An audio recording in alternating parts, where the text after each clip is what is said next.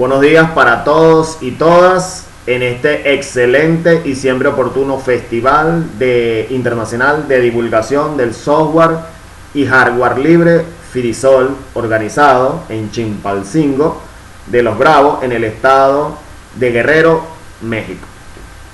Mi nombre es José Albert, soy un ingeniero informático de Venezuela, un apasionado por el software libre, código abierto y GNU Linux, como todos aquí seguramente. Conozco Linux de más o menos hace unos años y una década aproximadamente, un poquito más tal vez. También soy administrador web de un sitio propio llamado Proyecto Tic Tac, que es un blog y medio noticioso TI internacional que principalmente toca estos temas que estamos aquí hoy debatiendo, que nos trae hasta acá, que es el software libre, código abierto y GNU Linux.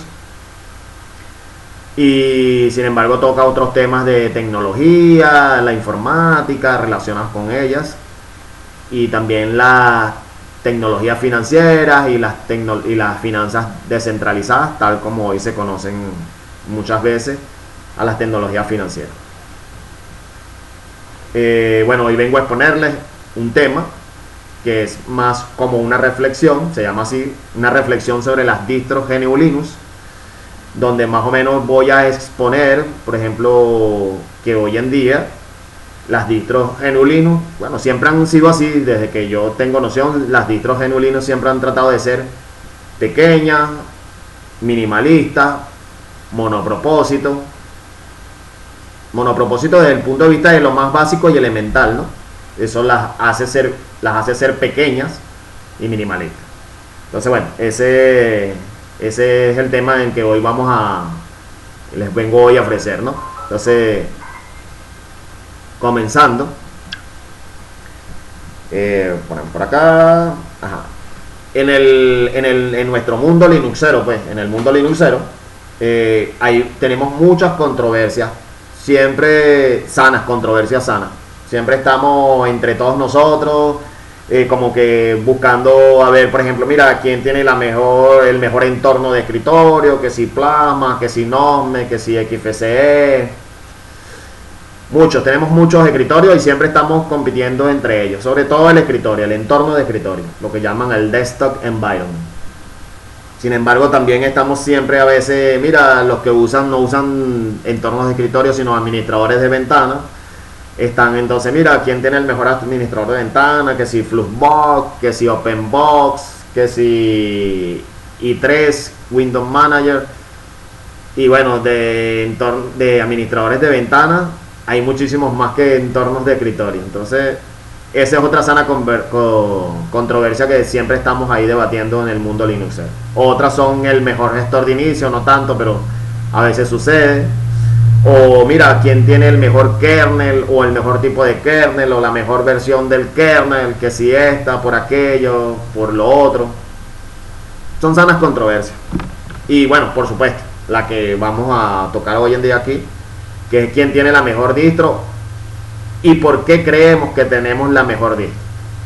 Entonces, continúo.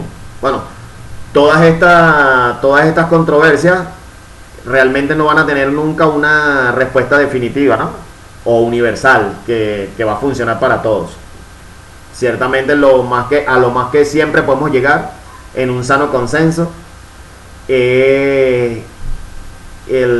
como una respuesta que nos diga, mira, bueno, desde lo funcional para cada quien o para cada grupo, la distro ideal es esta que tiene esta concepción. Pero independientemente de esa respuesta universal, llegamos siempre como a esa base, pues esa respuesta o a esa conclusión a la que llegamos nos lleva a que siempre las distros son como pequeñas, ligeras, sencillas y monopropósito. Yo voy a desglosar un poco sobre eso para ir haciendo la reflexión, ¿no? Porque es realmente así como les gusta a las mayorías las distros GNU Linux. Es realmente la visión, porque yo por lo menos en mis más de 10 años, como les decía, usando distros GNU Linux, Yo cuando empecé a usar Linux recuerdo que conocía Canopix, era un CD Live y se levantaba todo la distribución y yo hacía uso de los programas y si quería instalaba. Si recuerdo, era así, Canopix. Y a mí me encantó eso, yo venía del mundo Windows y cuando vi que yo podía montar todo en una máquina y todo levantaba, todo se reconocía, imagínense, y para esa época. Y bueno, evidentemente creo que venía en un CD, no en un DVD, o sea que era pequeña pues, y tenía pocas aplicaciones, pero las más elementales. Era pequeña, minimalista, mini propósito, más que todo enfocado como para el uso del hogar o una pequeña oficina, pues la ofimática pues. Ajá, entonces como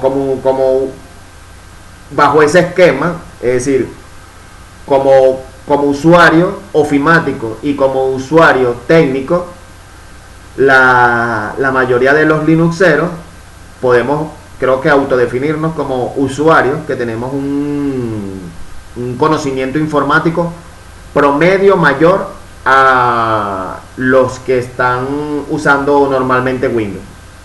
Los usuarios normalmente de Windows son usuarios que usan la ofimática, el navegador y hasta ahí. Son muy raros aquellos que tienen conocimiento de instalación, configuración, optimización o que tienen ese ímpetu. Windows se los da todo y ellos usan su sistema. Chévere. Entonces, bueno, primer punto. Los usuarios linuxeros somos personas que promedialmente tenemos mayor conocimiento informático.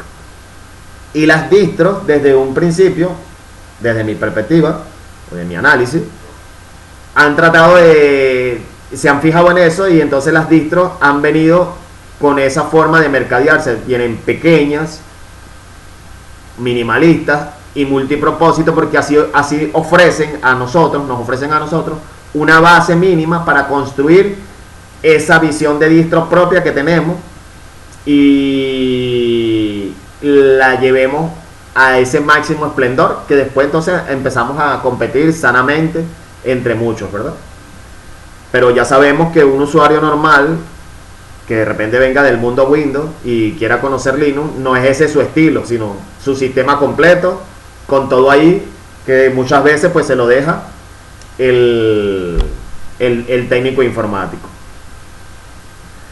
Ajá, entonces, bueno, siendo más específico, las distros Linux vienen en un formato que por lo general es muy raro una distro que venga en una ISO de 2 GB. ¿Verdad? Cuando vemos una ISO que venga de 2 GB, oye, ya nos espantamos, hoy que es difícil bajarla por muchas cosas tecnológicas o técnicas, limitaciones, capacidades, o porque, oye, mira, esa distro sí trae cosas, pues seguramente no trae más con demasiado y yo quiero solo lo mínimo para yo irla adornando, irle poniendo o irle quitando. No tanto quitándole, pero suele suceder. Entonces, ese modelo actual que tiene de mercadeo, las distros sencillas, pequeñas, minimalistas, es lo que se nos ofrece y es lo que nos gusta. Creo que eso no hay problema alguno con eso. Somos hay un buen modelo de distribución muy ajustado para los usuarios linuxeros que tienen mayores conocimientos promedios que otros que de repente vienen de Windows a la hora de la parte técnica de instalación, configuración y optimización.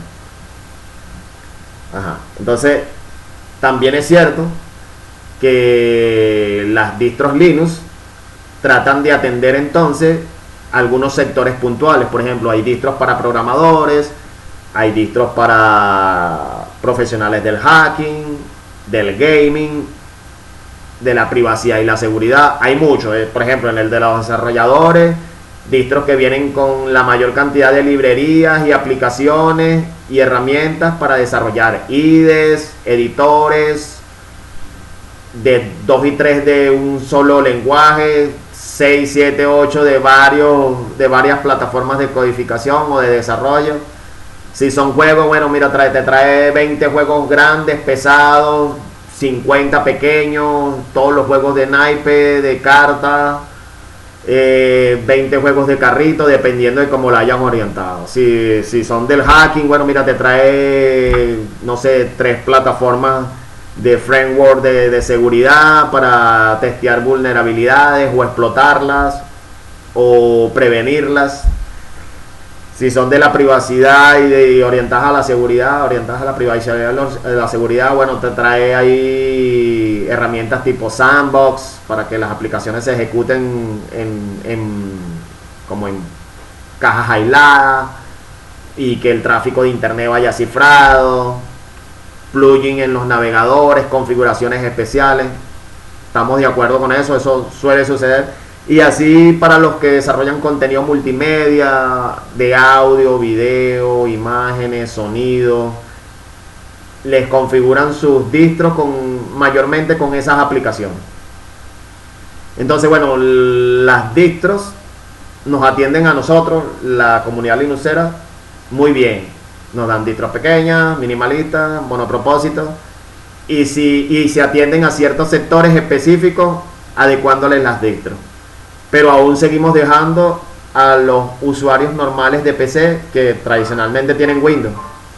Entonces, mi pregunta es la siguiente, ¿verdad? Así como también hay distros orientadas a la investigación científica o a la minería digital, ¿dónde están aquellas que nos atienden a todos? ¿Dónde están las distros que son capaces de atendernos a todos? Cuando digo a todos esos usuarios que todavía no han venido a Linux. Y hasta los que tenemos Linux, porque cuando hemos bajado una distro que no hemos tenido que hacerle nada, que ya viene por defecto cubriendo la mayoría de las necesidades y requerimientos. No, ¿verdad? No, es muy difícil. Siempre tenemos que hacerle algo a las distros. Y ese hacerle algo, por lo general, requiere internet. Entonces, requiere internet y bajar muchas aplicaciones, muchas librerías. La mayoría pudiéramos aún así no conocer cuáles son las mejores o las más adecuadas o las que son las correspondientes a esa versión que acabamos de bajar de Linux. Y evidentemente menos lo va a saber un usuario de Windows que quiere migrar a Linux y que no quiere tantos problemas, sino mira, ya instalé, quiero usar porque necesito usar mi computadora. Entonces, hacia allá va la reflexión. Entonces, ¿dónde están esas distros que atienden a todos? Que son multipropósitos. Y evidentemente que para ser multipropósito tienen que ser ISOs de tamaño grande. Entonces, ISOs grandes, ISOs multipropósitos, ISOs bien robustas desde el punto de vista de la paquetería y desde el punto de vista de lo visual, ¿verdad? Porque para muchas veces las distros, por ejemplo, voy a poner el entorno que yo uso, que es XFCE. XFCE por defecto viene... A mí me encanta como viene por defecto, o sea, viene funcional. Y yo lo sé personalizar, que queda súper hermoso. Pero, y el que no quiere estar haciéndole personalización, quiere un sistema hermoso. Quiere un sistema hermoso de una vez. Bueno, pudieran uno decir, bueno, que coja Plasma, ajá. Y aunque Plasma actualmente es muy ligero, ¿dónde están, por ejemplo, si yo quiero usar XFCE, pero un XFCE hermoso? Si quiero usar un LXQT, ¿dónde está un XLE hermoso, robusto desde lo visual? Entonces, paso al siguiente punto, ¿no?, de la reflexión. Es decir, ¿dónde están esas distros entonces que están para todos los ordenadores, todos los tipos de ordenadores, que sea capaz de correr un ordenador moderno pero de bajos recursos? O sea, de repente un PC de doble núcleo o lo que llamamos 64, de arquitectura de 64 bits, pero que sea de repente de pocos recursos, que tenga 1 giga, una distro que pueda correr ahí en un computador moderno con bajos recursos, que solo tenga 2 núcleos, 1 giga de RAM, pero que a la vez si la instalas en un computador i9 o un i7 con 8 gigas de RAM, corra todo su esplendor y satisfaga la mayor cantidad de necesidades posibles, independientemente del tipo de usuario que sea. Entonces, porque muchas veces yo en lo personal digo, yo creo que eso es lo que ha estado limitando el que Linux o el software libre reine como es, o diga, como decimos por ahí, pues que sea el rey de los escritorios, ¿no? Creo que eso es porque un usuario de Windows, un técnico informático llega y le instala con CDs o DVDs o discos duros externos, pendrive, unidades USB, le instala su Windows, le instala sus aplicaciones, con sus licencias originales o no, craqueadas o no, este, enviruladas o no, tristemente. Pero le deja todo ahí ese día, le deja todo el día funcionando, le deja todo ese día funcionando toda una colección de aplicaciones que se le hayan pedido o no, ¿verdad? Y el usuario queda contento y paga su servicio si es que lo va a pagar, o queda contento si es que se lo hicieron gratis. Y por eso es que la mayoría de las veces, entonces la mayoría de las veces es difícil ver un Linux en una casa donde no hay una persona con altos conocimientos de informática o computación, o de Linux en este caso, pues.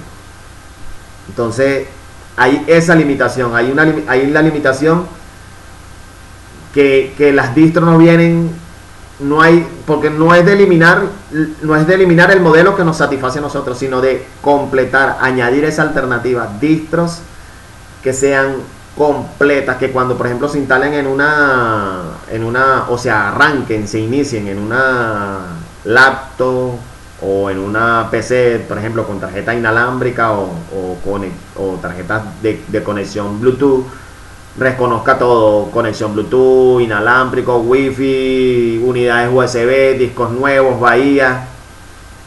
Porque no todas las ISO, por ser pequeñas precisamente, traen todos los controladores. Entonces muchas veces es que mira, no me reconoce el Wi-Fi. Y si ya tiene todos activos los controladores Wi-Fi, le suma tamaño, no importa, la ISO va a ser grande, lo sabemos. Eso va a atender a ese grupo específico de usuarios. Entonces, bueno, tenemos eso. Competimos competimos como de forma desleal, por llamarlo de alguna forma, o limitada con los técnicos que instalan Windows. Porque si tú vas a una casa donde le quieres instalar, así sea gratis, el Linux, mira, ¿tiene internet? No, porque no te va a cubrir las necesidades. Bueno, no, pero yo puedo llevar, por ejemplo, un Debian y llevo los DVD, o un Ubuntu y llevo los 5 o 6 DVD descargados. Gracias a Dios, una de las distros que nos ofrecen ese tipo de ventaja de poder llevar como los repositorios descargados, Ubuntu, Debian, hay algunas otras también, pero no son todas las que quisiéramos, ¿no? Ya quisiéramos de repente un Mint que fuera así, o un Zorin que fuera así. Hasta donde sé no lo traen, y si lo traen, bueno, repito, hay muchísimas otras que los quisiéramos y no son así. Hay muchas distros que hasta no las puedes instalar ni siquiera desde cero si no tienes el internet, pues. El CD mínimo o el script mínimo, si no tienes internet no haces más nada. Creo que así sería Arch o Gentoo. No tienes internet para descargar, y hablar de un repo interno no lo va a tener cualquiera, ¿verdad? Un disco duro con todos los repositorios internos de una distro y instalarlo local. No suele suceder, no es la idea. Windows no tiene ese problema, se instala desde el DVD. Si tienes un DVD doble capa de 8 GB o cercano a 8, o un disco duro externo, instalas todo. Entonces, bueno, como le decía, tenemos Debian y Ubuntu, que podemos tener los DVD y solventar el problema de la conectividad de internet, ya sea que sea lenta o nula, para dejarle el internet después de horas de configuración a ese usuario, ese sistema instalado lo más óptimamente posible para ese usuario, o esa casa, o esa oficina. Hay otras que no se enfocan mucho en que, mira, puedas tener los repositorios externos, sino que tienden a ser ISOs más grandes y tienden a ser visualmente mucho más agradables, como imitando a Windows. Entonces, bueno, no te ofrezco todo, pero te ofrezco lo mejor. Te ofrezco aplicaciones más modernas, interfaces más bonitas, más agradables, mejor usabilidad. Ahí podemos mencionar a Mint, podemos mencionar a Deepin, podemos mencionar a Elementary, Zorin. Hay una distro que a mí me gusta mucho, y creo que yo me he basado mucho, siempre la pongo como ejemplo, en Leos. En Leos, sí, a pesar de que tiene un target ofimático, o sea, un usuario ofimático muy básico, pero lo atiende muy bien. Pues viene en una ISO grande, llenos de paquetes.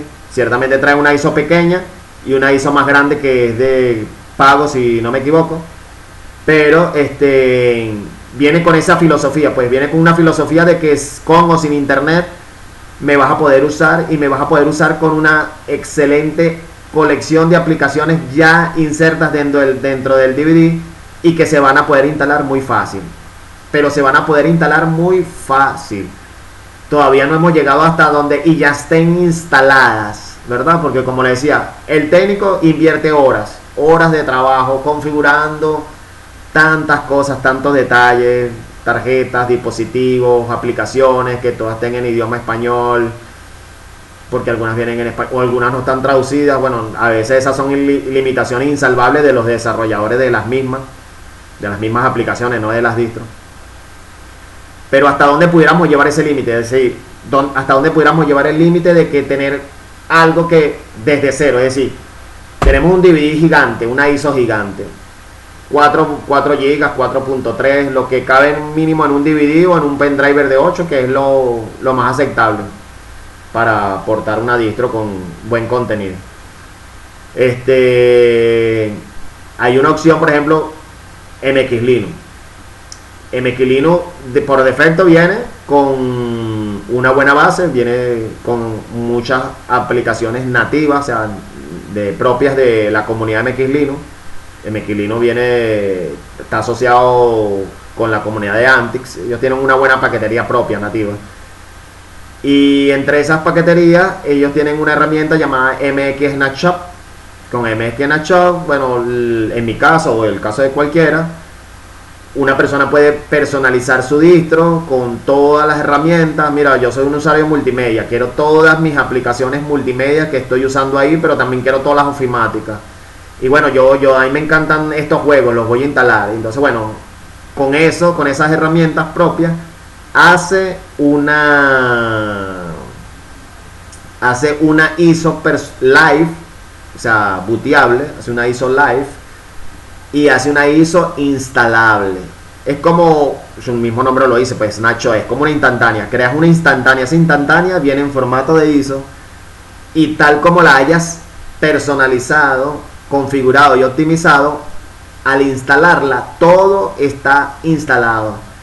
No es que tienes que empezar apt install, no, es una instantánea, todo está ahí ya listo para usar una vez que ya lo has descomprimido. Entonces, a eso voy, porque no digo que todas las distros sean así, pueden ser distros que vengan con su propia filosofía más completa, más robusta, pero yo en la reflexión como consejo propongo para los que deseen probar qué tal es MX Linux, hacer sus propias distros o respin, se llaman respin. Cuando haces una ISO con snapshot de MX Linux se llama respin. Respin es eso, es como una edición no oficial propia, pues, que se hace con la base de MX Linux y puedes restaurar tu equipo pero instalando desde cero. Yo por lo menos que pruebo mucho, que formateo mucho mi equipo, cuando lo daño no me preocupo. Pues antes con Debian tenía que pasar 1 o 2 días, y si tenía internet y la calidad del internet que tuviese, me tocaba eso, pues pasar horas, días configurando, bajando aplicaciones, y es agotador. Si va a ser en una empresa, eso quita horas hombres útiles. Entonces, instalar o poseer una ISO, o en este caso con MX Linux, que te permita hacer todo eso, que en media hora tengas todo instalado, optimizado, configurado, que te va a detectar lo más mínimo que ya tú sabes que ya tienes o que pudieras tener. ¿Qué preferiría uno? Que por ejemplo un técnico de Windows venga a instalar una máquina y la deje completamente configurada con todas sus aplicaciones de las que haya solicitado el usuario en medio día, o que tú con GNU Linux le demuestres en 15 minutos, con una ISO propia, que le demuestres en 15 minutos al usuario todo lo que puede usar, todo lo que ya le va a funcionar, y que en media hora más le instales todo y le quede ya listo para usar. 1 hora contra 4, porque Windows tampoco es que se instala todo tan rápido.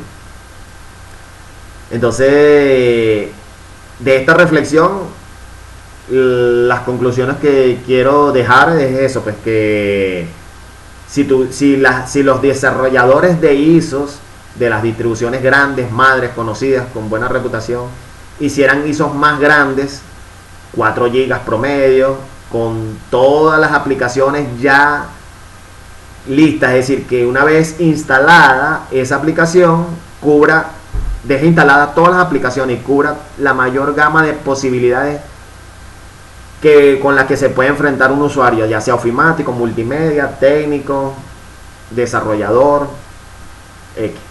En mi caso, yo con la herramienta MX Snapshot, antes de usarla, evidentemente, esta herramienta hay que tratar de limpiar lo más posible MX Linux, hay que limpiar lo más posible. Se pueden utilizar herramientas. MX Linux propiamente tiene una herramienta de limpieza llamada MX Cleanup, que significa MX limpieza. Podemos usar esa herramienta. Después podemos usar Bleed Bridge, que ya sabemos que Bleed Bridge trae una interfaz para usuario y una interfaz como root. Las dos usadas a conveniencia, preferiblemente lo más profundo, permiten hacer una buena limpieza del sistema. Una vez que hemos limpiado bien el sistema, pudiéramos también usar Stacer, o podemos borrar los archivos log a mano, o podemos usar Stacer para borrar los archivos log y otras cosas como borrar papeleras, navegadores también, las cachés. Stacer es bien completo en ese sentido. Yo lo hago en lo personal cuando hago mi propia distro o mi propio ISO con MX Linux. Utilizo las tres herramientas. Soy bastante quisquilloso porque mientras más basura borre o cosas innecesarias, la ISO también me va a quedar más manejable, más aproximada a 4 GB, con la que yo pueda proveerme de todas las aplicaciones necesarias o proveer a otros de otras aplicaciones necesarias.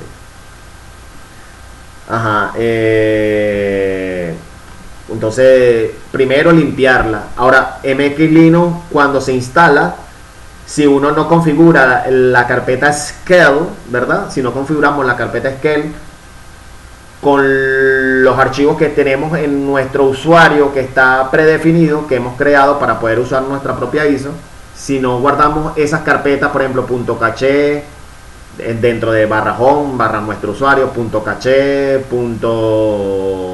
.config, .local, si usamos conky, si usamos varios entornos, que si .flutebox o .kde, hay otros entornos de ventana, entornos de escritorio o gestores de ventanas que están dentro de la carpeta local. Evidentemente vamos a copiar la carpeta local completa, .caché, .config, .local, las carpetas que estén por fuera necesarias. Una vez que hayamos copiado toda esa carpeta en .scale, cuando creemos un usuario nuevo, también vamos a pasar esas personalizaciones, vamos a hacer que sean heredadas esas personalizaciones, configuraciones y optimizaciones a los nuevos usuarios que se puedan crear, porque si no lo hacemos, cuando instalemos, por ejemplo, esa distro que cada uno pudiera llegar a crear, entonces los usuarios, si por ejemplo, como MX Linux trae XFCE, cuando instalen el segundo usuario, entonces le va a traer los escritorios por defecto. Entonces, limpiar, hacer que se hereden los perfiles de configuración y optimización de las aplicaciones y de los entornos visuales, de las interfaces gráficas. Después que hemos hecho eso, bueno, sí, ya podemos entonces agarrar la herramienta MX Snapshot, comprimir, y MX Linux en especial, como MX Linux no usa systemd, es una de las cosas buenas que trae MX Linux, no usa systemd, usa un derivado que se llama systemchin, que es como systemvine, pero permite usar funciones de systemd como emularlas. Entonces una vez que tenemos ya la ISO, la grabamos con una herramienta que se llama MX Live USB y podemos grabar la ISO. Las ISO de MX Linux deben de ser grabadas preferiblemente con su herramienta nativa o con el comando dd. Si vamos a utilizar esa ISO, grabarla desde Windows con Rufus, y si vamos a grabar esa ISO desde otras distros que no sean MX Linux, preferiblemente utilizar Balena Etcher o Rosa Magic Writer o Ventoy. Muchos usuarios han confirmado que con esas aplicaciones de grabar ISOs en unidades de USB se graban perfectamente. Entonces, bueno, si los desarrolladores de distro pudieran generarnos una distro más robusta, con más cosas ya más listas y en formato live, chévere. Mientras, la invitación a usar y a crear distros propias con base en MX Linux y su herramienta MX Snapshot. Y yo en lo personal los invito a conocer mi distro Milagros. Actualmente esta distro Milagros va por su versión 2.1. En su versión 2.1 provee XFCE y LXQT,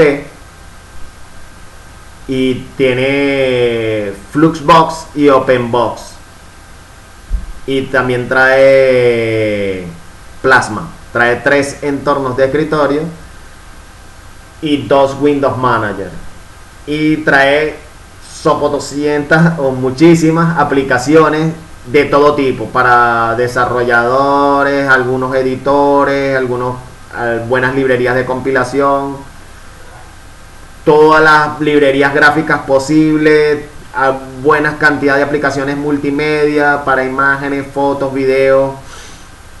Trae algunos juegos, una buena cantidad de emuladores, y la ofimática la trae full, todo completo en LibreOffice, su corrector ortográfico.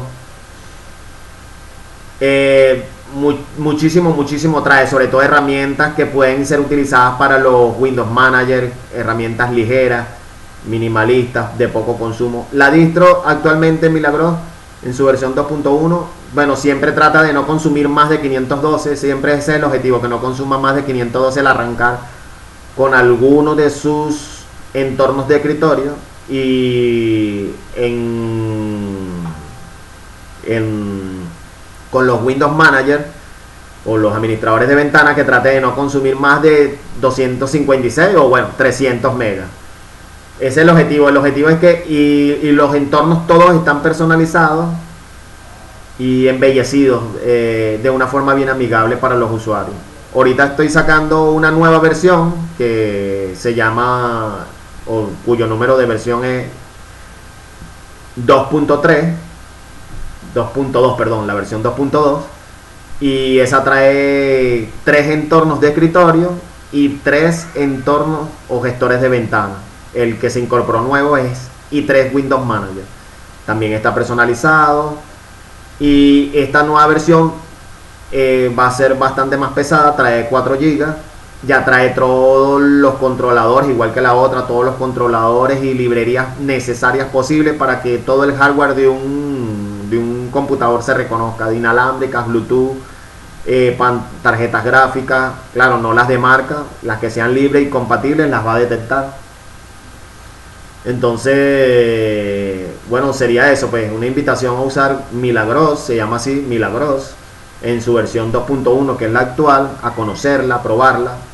Como es live, como es basada en MX Linux, se puede probar live y se instala en 15-20 minutos en cualquier ordenador, y todo está listo. Todos los juegos, los emuladores, las aplicaciones de contenido multimedia, las de minería digital para generar criptomonedas. Trae una excelente colección de aplicaciones, verdad que trae una excelente colección de aplicaciones. Todavía estoy diagramando o planificando las que van a ir incluidas en la 2.3 y en la 2.3. Pero bueno, es cuestión de que las conozca. Bueno, hasta aquí ha sido la presentación. Espero que haya sido entretenida, interesante, y cualquier cosa más adelante yo pudiera suministrarle a los organizadores contenido referente a lo que se tocó para que lo puedan distribuir. Pero bueno, espero que les haya gustado la charla y la temática expuesta. Ha sido un placer. Bueno, quedaría entonces algunas preguntas y respuestas más adelante.